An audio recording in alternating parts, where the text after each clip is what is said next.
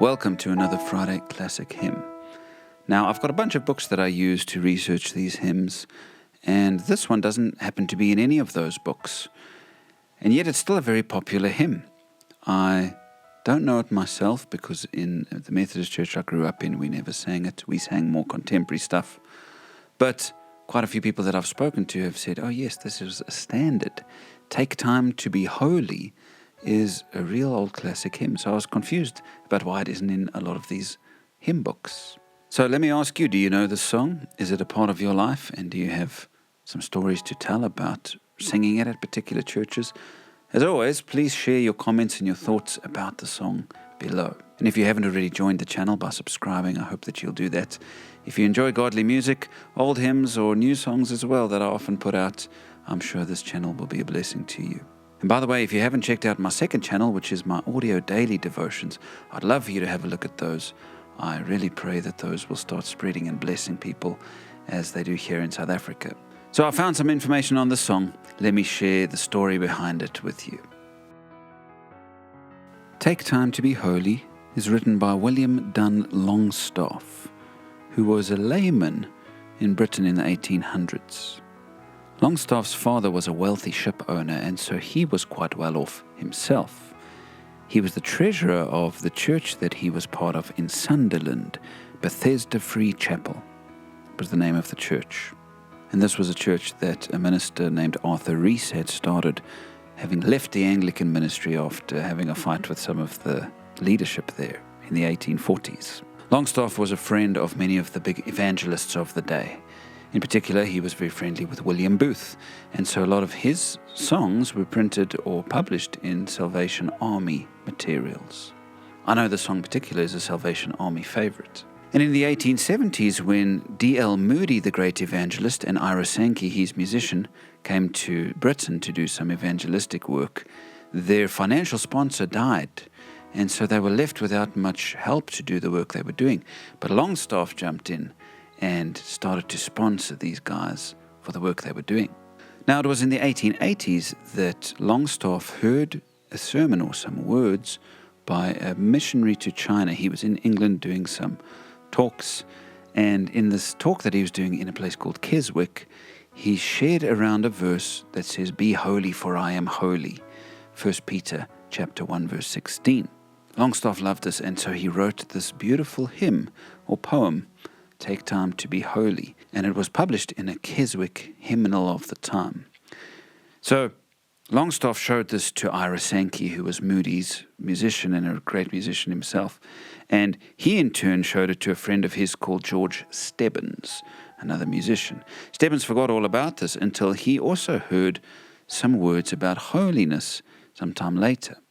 This made him think about the song that he had heard, or this hymn that he had seen written down, and so Stebbins decided to write his own tune for this song as he pulled it out, and wrote a tune called Holiness, which is the one we sing today.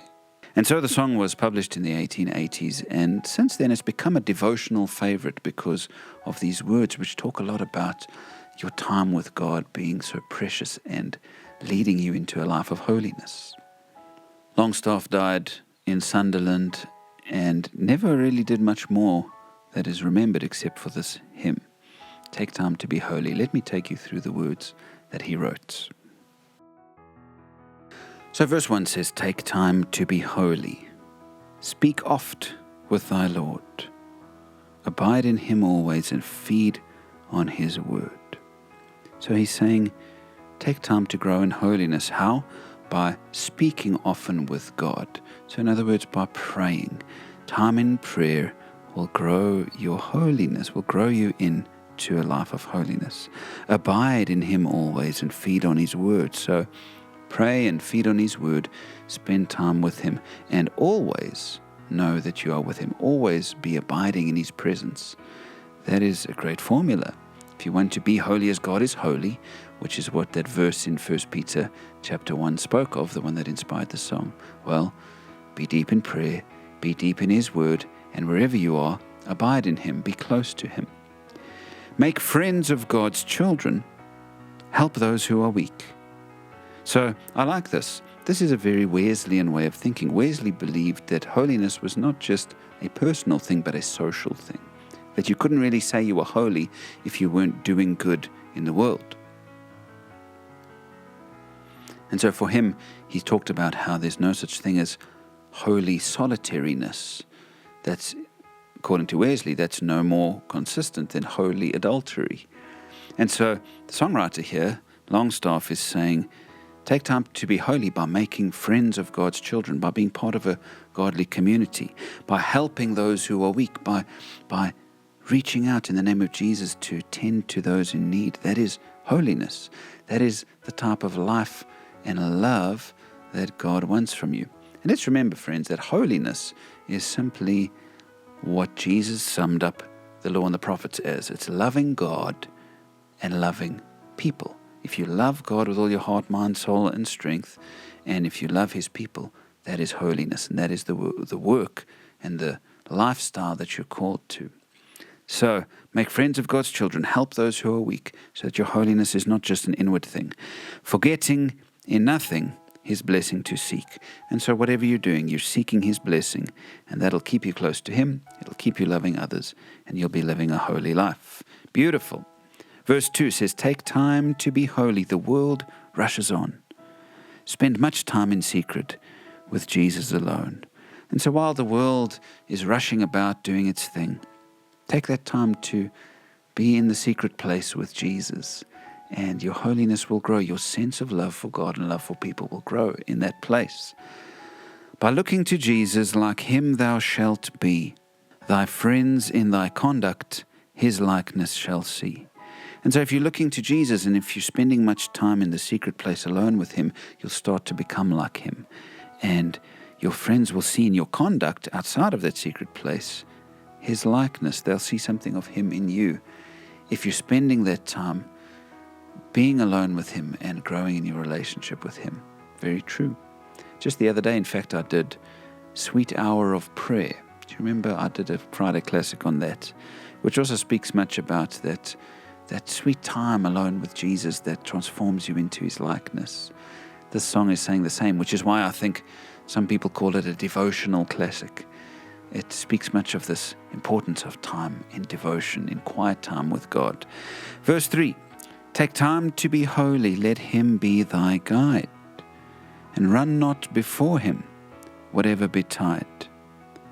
And so take the time to be guided by Him. Don't run ahead of God and just do your own thing, but be patient and walk closely with Him so that you're not just doing your own thing.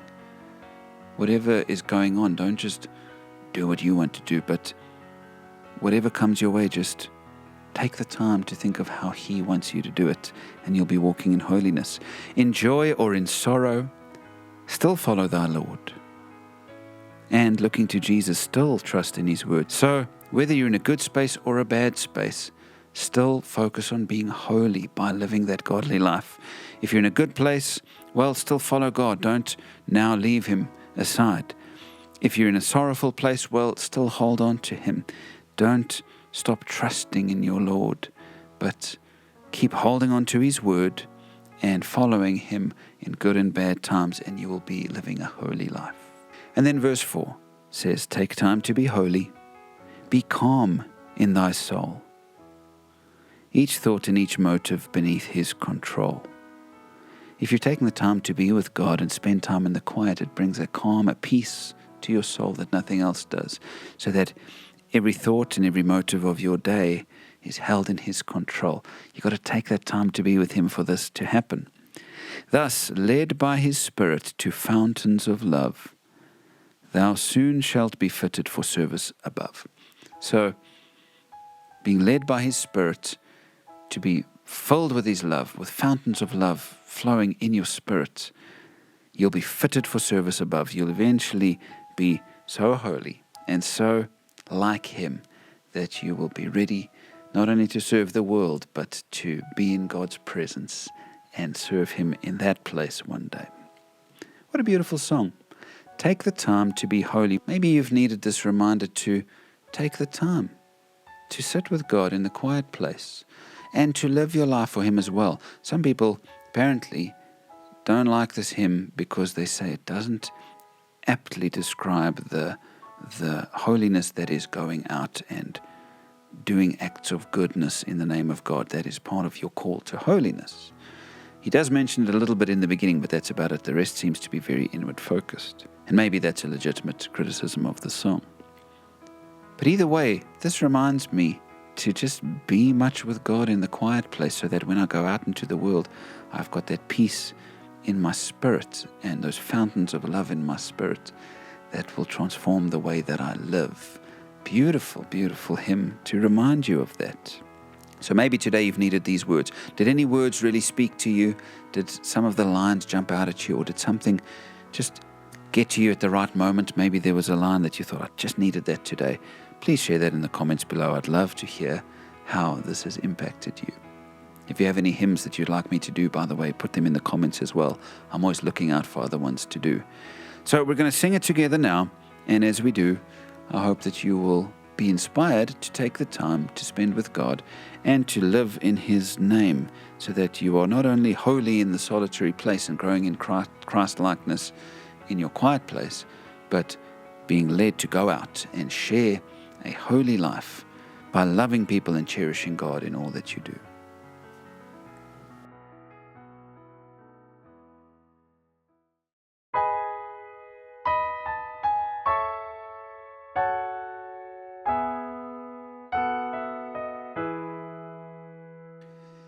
Take time to be holy, speak oft with thy Lord, abide in Him always, and feed on His word.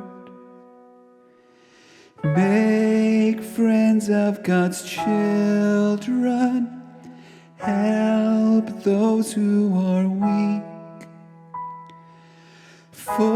forgetting in nothing His blessing to seek.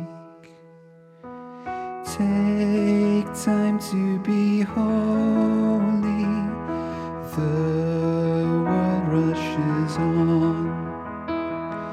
Spend much time in secret with Jesus alone.